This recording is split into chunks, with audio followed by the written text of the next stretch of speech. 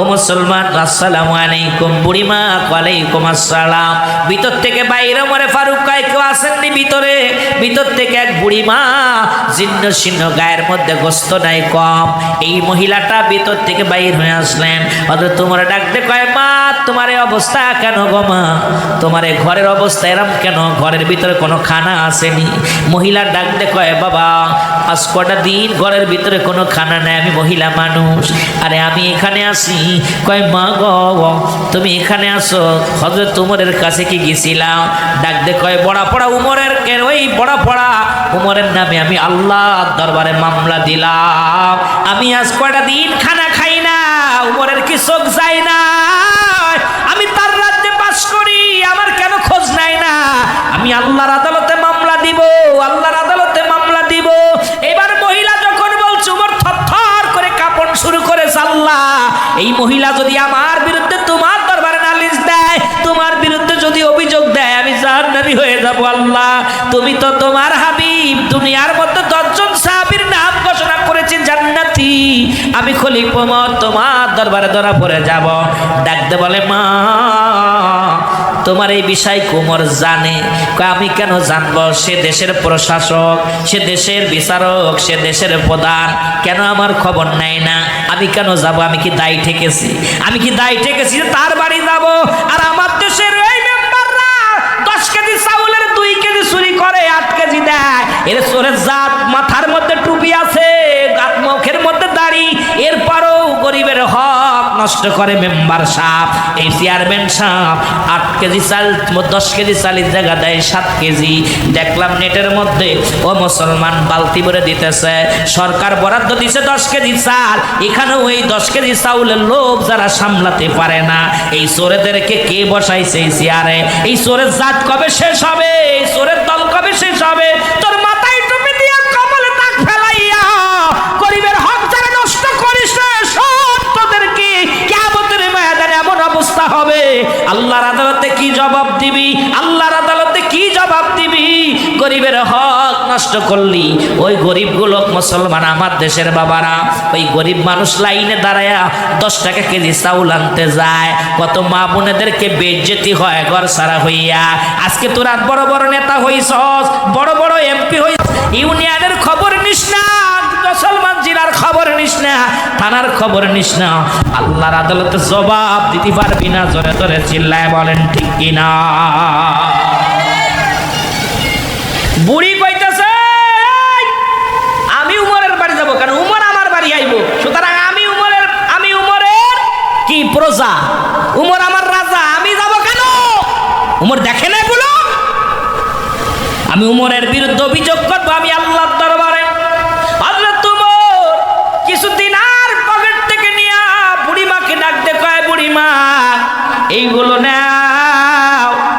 বুড়িমা হাতের মধ্যে নিলেন, নিয়ে কয়, বুড়িমা ও বুড়িমা তুমি কুমরকে দেখছো? বলেন না। উমরের বিরুদ্ধে এত বড় অভিযোগ। কয়, বাবারে আমি উমরের বিরুদ্ধে আল্লাহর কাছে নালিশ জানায় দিলাম, আমার আল্লাহ জন উমরকে ছাড়ে না, সে আমারে খোঁজ নেয় না, তার জন্য ছাড়ে না। এবার আসলেন হযরত আলী রাদিয়াল্লাহু তাআলা। আলী রাদিয়াল্লাহু তাআলা দেখেই বলে, আমিনুল মুমিনিন, আসসালামু আলাইকুম আমিনুল মুমিনিন।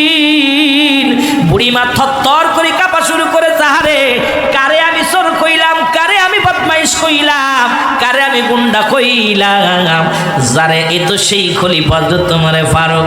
ওমরে ফারুক বলে, হুজুর আমারে মাফ করবেন, আমি ভুল হয়ে গেছে।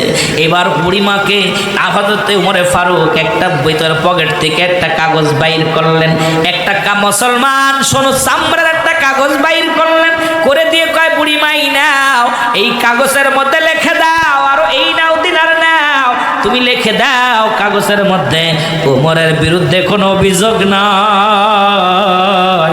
তুমি যদি উমরের বিরুদ্ধে অভিযোগ দাও বুড়িমা, আমি আল্লাহর আদালত থেকে ছাড়া পাবো না রে বুড়িমা। সাক্ষী থাকবো হযরত আলী রাদিয়াল্লাহু তাআলা। মাগো তুমি যা চাও আমি তাই দিয়ে দিব, শুধু তুমি লিখে দাও। সন্তানদের বুঝায়, বাবার একটু দেরি কর, রান্না হয়ে গেল, এই তো হলো, এই তো হলো। কাঁদতে কাঁদতে ছেলে মেয়েরা ঘুমায় গেল। হযরত ওমরে ফারুক দেখিয়া দাঁড়াইয়া ভিতরে ডাক দিলেন, বাইর, ঘরের ভিতরে কুয়া শুনি, কয় বাইর হও। কয় মা গো তুমি রান্না করতেছো গো মা, কিন্তু তোমার সন্তানেরা খানা চাইতে চাইতে ঘুমায় গেল, মা খাবার দাও, মা খাবার দাও। বুড়িমা ডাক দে কয় বাবা বড় বড় উমরের রাজ্যে বাস করি রে, আজ 3টা দিন অনাহারে আমার সন্তানেরা না খেয়ে আছে, আমি মা দুঃখিনী সহ্য করতে পারি না। এই পাথর, এই পানির মধ্যে পাথর দিয়া রে আগুনে জ্বালাইতেছি, এই পানিগুলো টকবক টকবক করে রে। সন্তানদের বুঝদি বাবা একটু দেরি কর, খানা হবে তারপরে খাবি, তারপরে খাবি রে। কিন্তু সন্তানদের মিথ্যে বুঝ দিছি রে, আবার সন্তানেরা না খেয়ে ঘুমায় গেছে, না খেয়ে ঘুমায় গেছে। অথচ তোমার কয় মাগো একটু দাঁড়াও আমি আসি রে। এক দড়ি চলে গেছে, যাইয়া বাইতুল মালের দরজা ডাক দে বলে আসলাম রে। বাইতুল মালের দায়িত্ব ছিল তখন আসলাম, আসলামকে ডাক দে বলে আসলাম রে দরজা খোলো, বাইতুল মালের চাবি দাও। চাবি দিলেন, দরজা খুললেন, খুলে বলে আসলাম রে এই আটার বস্তাটা আমার মাথা উঠায় দাও, আটার বস্তাটা আমার মাথা উঠায় দাও। বলে হুজুর আমিনুল মুমিনিন আপনি বলেন রাজা, আপনি আটার বস্তা বহন করবেন। কয় আসলাম রে আমি অন্যায় করেছি, আমার পাপের শাস্তি আমাকেই ভোগ করতে দাও, আমার আটার বস্তাটা আমার মাথা উঠায় দাও, আমি নিয়ে যাব। খলিফা হযরত উমরে ফারুক একজন প্রধানমন্ত্রী, একজন শাসক, উনি নিজের ওই মুসলমান, বাইতুল মাল থেকে আটার বস্তা মাথায় নিল রে, আটার বস্তা মাথায় নিয়া টানতে টানতে চলে গেলেন বাড়িতে। যায় ডাকতে বলে বুড়ি মা এই নাও আটা, তোমার সন্তানদের রুটি বানায়া দিও, তোমার সন্তানদের খাইতে দিও মা। মা ও মা, আর তুমি আগামীকাল তুমি উমরের রাজ্যে যাও, ওখানে আমি থাকবো, একটু বলে পরামর্শ করে তোমার একটু বেশি দেওয়ার ব্যবস্থা করে দিব। বলে বাজান রে হযরত উমরে ফারুক যদি খলিফা না হয়ে তুমি যদি খলিফা হইতারে বাবা, দেশের কত মঙ্গল হতো। বড়া পড়া উমর কোনো কন্যাত করে নাই, বড়া পড়া উমরের রাজ্যে বাস করি, এরকম গালি দেওয়া শুরু করলো। কয় মা গো তুমি উমরের বিরুদ্ধে আর অভিযোগ করো না, উমরকে আর গালি দিও না মা, আগামীকালকে তুমি যাবা রাজ দরবারে যাবা, উমরকে বলে একটু বেশি দেওয়ার চেষ্টা করো। ও মুসলমান শুনে নাও।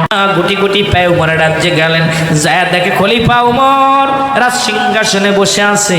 দেখেই তো বুড়িমা মুসলমান থরথর করে কাঁপন শুরু করেছে। বুড়িমা দূর থেকে উমর দেখে বুড়িমা ডাকবার বুড়ি ঘুমতো তোমারে পারো ডাকতে বলে এই প্রহরী বুড়িমাকে ডাক দাও। বুড়িমা যখন উমরকে দেখছে থরথর করে কাঁপে আর কয় হুজুর আপনাকে আমি আমাকে মাফ করে দিন, আমি চিনতে পারি নাই। ডাকতে বলে ও উমর বলে বুড়িমা তুমি ঠিকই বলেছো, গালি দিছো, আমার প্রাপ্য যেটা ছিল সেটাই দিছো গো মা, আমি কেন তোমার আগে খবর নিতে পারি নাই রে বুড়িমা, তুমি অসহায়, তুমি কষ্টের মধ্যে আছো, তোমার খবর নিতে পারি না। মা গো তুমি আমারে মাফ করে দিও, তুমি আমারে মাফ করে দিও গো মা। আর তুমি বাইতুল মাল থেকে যত পারো মাল নিয়ে যাবা, তোমার সন্তানদের খাওয়াইবা। আমার বাবারা আমার শুনে নেন, তোরা যা কষ্ট দিলি রে আজকে আমারে,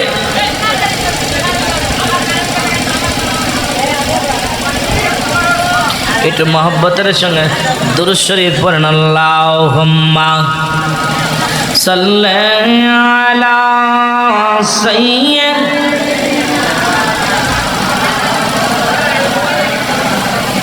ওয়া লা আলি সাইয়্যিদিনা। বাজান রে, আর আমার আমিরুল আমিন সিদ্দিকের একটা গালি দিলি, তার গালি প্রতিশোধ না দেওয়া পর্যন্ত চেষ্টা করি, কারণ আমরা আপনার কেমনে বুঝাইব সমাজ জাতি, এইরকম শাসকের আমাদের প্রয়োজন। আজকে যারা বর্তমান যারা ক্ষমতায় আছেন, আমি দোয়া করি আল্লাহ যেন এইরকম একটা শাসক যেন আমরা পাই। যদিও এমপি মন্ত্রী পাই, যদি পাই আমরা জনগণ, আমরা তাদের কাছে কিচ্ছু চাই না, কিচ্ছু চাই না। আমরা চাই তাদের থেকে যে আমাদেরকে একটু সুন্দরভাবে একটু বিদ্যুৎ দিব, রাস্তাঘাট হইব, সুন্দরভাবে চলাফেরা করব, আমরা ইনকাম করে খাবো, তোমাদের তা চাইতেছি না। কিন্তু আমাদেরকে একটু শান্তি দিব, আমরা যেন নির্দ্বিধায় শান্তি মতো ঘরে থাকতে পারি, শান্তিতে থাকতে পারি। জোরে বলেন ঠিক কিনা? আমরা তাদের কাছে বাড়ি গাড়ি চাচ্ছি না, কিন্তু যারাই আসে আমাদেরকে রক্ত শুষে খায়। আজকে যারাই আসে দেখা যায় ফকির ছিল, তারা ধনী হয়ে গেছে, তাদের সম্পদের অভাব নাই। আমার বাজানেরা, এই জন্য অনুরোধ করি, আজকে বিগত দিন যারা ছিল, যা গেছে গেছে, এখন যারা আছে আল্লাহ যেন তাদেরকে হেদায়েত দান করে, আল্লাহ যেন তাদের মাথায় সুবুদ্ধি দেয়, যেন প্রজারা না কষ্ট পায়।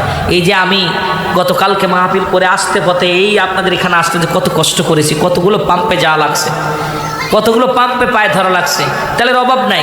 আমি একটা পাম্পে গত পরশুদিনকে একটা পাম্পে গেছি, সেই পাম্পে প্রায় 5,000 লিটার, তাই না? কত ধরা বলে ধরো 50,000 লিটার তেল ধরা পড়ছে।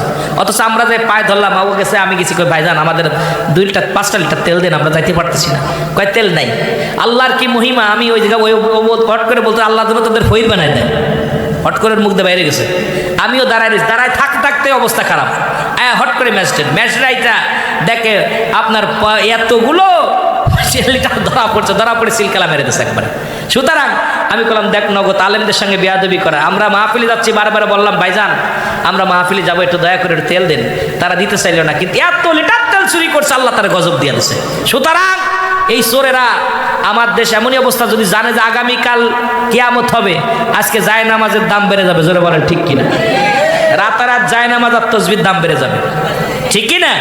খালি যদি শোনে যে কিয়ামত হবে, কিন্তু ওই